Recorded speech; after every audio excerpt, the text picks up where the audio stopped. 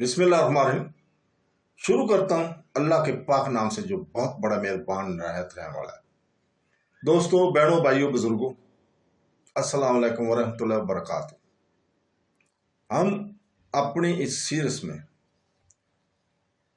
सुल्तान बबरस रुकनुद्दीन बबरस की 6 नंबर किस्त में हम आपको खुशामदीद कहते हैं। तो बात हो रही थी उस सकम ज़दा आँख के सकम ज़दा बर्दा की, जिसे मंडी में बर्दा फरोश की मंडी में फरोख्त करने के लिए लाया गया था और उसको एक शख्स ने खरीद लिया था।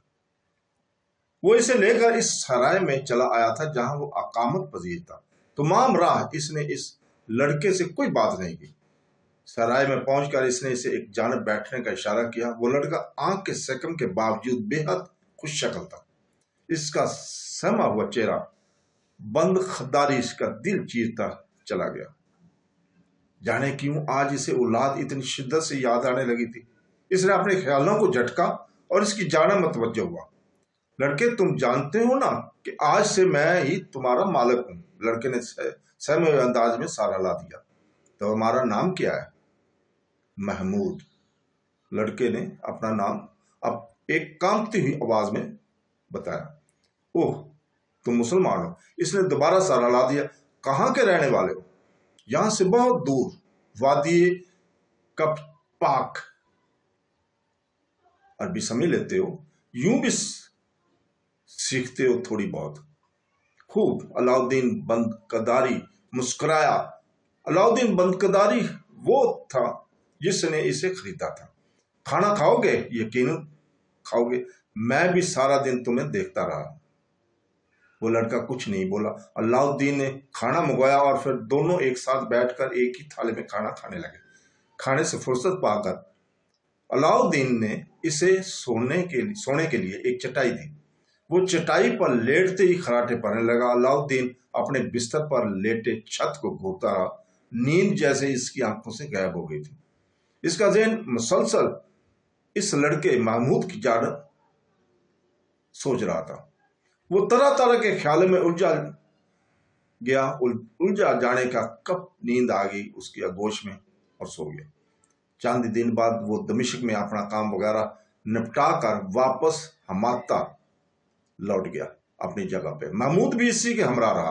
वक्त गुजरता गया। महमूद अपने आका बंदकदारी के रवैये से बड़ा मुतासर हुआ। इसने सुन रखा था कि गुलामों के साथ बेहद बेईमाना सलूक किया जाता है, बड़ी सख्ती तंगी दी जाती है, मगर बंदकदारी के साथ रहते हुए इसे पदराना शफ़क़त नसीब हो रही थी। वो खुसूसन इसका बड़ा ख्याल रखता था। दिन महीनों और महीने सालों में बदल गया। महमूद वक्त के साथ साथ उम्दा अंदाज में अरबी बोलना सीख गया। बंदकदारी ने इसे मामूली सी तालीम भी दिलवाई। महमूद अपने आका के हमरा मुख्तलिफ इलाकों में तजारत की गरज से भी जाता रहा। महमूद खुश शक्ल होने के साथ खुश मिजाज और खासा ज़हीन भी था। मुख्तलिफ शहरों में सफ़र करने के दौरान एक खूबी जो इसमें पैदा हुई वो ये थी कि महमूद को दूसरे इलाकों की ज़बानें सीखने का शौक़ पैदा हो गया था। जल्दी वो अरबी, हिस्ट्री और तुर्की ज़बान सीख गया और नहायत उमदगी के साथ मुख्तलिफ ज़बानों में अहले ज़बान की तरह बात कर लिया करता था। और बंदकदारी महमूद की इस खूबी से बहुत बड़ा खुश हुआ था। इसकी तजारत में दिन ब दिन इजाफा होने लगा। महमूद अपने आका की जगह ताजरों से मकामी ज़बान में महारत से गुफ्तगू किया करता था। रेशम की डोरियां वाली कमानें, उम्दा कालीन, गर्म मसाला जात और कीमती कपड़ों की तजारत में बंदकदारी को एक नुमाया कामयाबी हासिल होगी। सन 633 हिजरी में बंदकदारी का तजारती काफिला शाम की सरहद के करीब मसैफ नामी किले के पास से गुजर रहा था कि किले के बातनी फदाइयों ने इस पर हमला कर दिया, इसके काफिले पर, और तमाम माल और असबाब लूट लिया। काफिले के चिदा चिदा अफराद को चुन चुन कर कत्ल कर दिया गया। बंदकदारी इस हमले में नहायत जख्मी हो गया और महमूद बामुश्किल इसे एक अरबी घोड़े पर डालकर फरार होने में कामयाब हो गया था। जख्मी हालत में इसे वापस हमाता लाया गया। محمود نے اس کی تیمارداری میں کوئی کسر نہ چھوڑی۔ 2 ماہ کی مسلسل علاج کے بعد وہ مکمل طور پر صحت یاب ہو گیا اور اس برے زمانے میں گھر میں موجود جمع سرمایہ خرچ ہو گیا۔ بند قدوری کو محمود کی خدمت کا احساس نئے شدت سے ہوا۔ حالات کی کروٹ بند قدوری کو بلندی سے پستی میں لا پھینکا تھا۔ باطنی فدائیوں نے اس کا تمام اثاثہ لوٹ لیا تھا۔ مزید تجارت کے لیے اس کے پاس کچھ نہ بچا تھا۔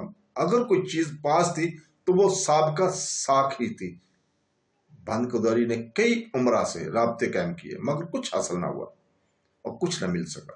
عمرہ کی بند قدوری کی صلاحیت پر تو بھروسہ تھا مگر اگر وہ دوبارہ لٹ جاتا تو اپنی رقم کی واپسی ناگزیر دکھائی نہ دیتی، ناگزیر ہو جاتی۔ اور اس عرصے میں صرف ایک ہی شخص درد کی دعا بنا، اس کا نام علی بن ورقہ، اس کا نام علی بن ورقہ تھا جو اس کی دعا بنا۔ وہ حماتا کا ہی رہنے والا تھا، نہایت دولت مند امیر تھا۔ اس کے تعلقات جہاں تاجروں سے تھے وہیں حکومتی عہدیداروں سے بھی اس کے دم بھرتے تھے۔ وہ یوں تو وہ طویل عرصے سے بند قداری کا دوست تھا مگر کبھی ایسی نوبت نہیں آئی کہ تعلقات مستحکم کیے جا سکے۔ علی بن ورقہ 2 سال قبل سے بند قدوری کے زیادہ قریب ہو گیا تھا۔ اس کی وجہ بند قدوری نہیں محمود تھا، وہ لڑکا جس کی آنکھ کی خرابی تھی۔ سفید فام محمود کو دیکھ کر اسے یہ خیال بری طرح ستاتا تھا کہ وہ بھی ایسے کسی سفید فام غلام کا مالک کیوں نہیں ہے۔ اس کے علاوہ وہ اس کی صلاحیتوں کو دیکھ کر رشک کیا کرتا تھا۔ اس کے دل میں یہ خواہش ایک عرصہ سے پنپ رہی تھی کہ بند قداری محمود کو اس کے ہاتھوں بیچ دے، مگر بند قداری محمود کو اپنی اولاد کی طرح عزیز رکھتا تھا۔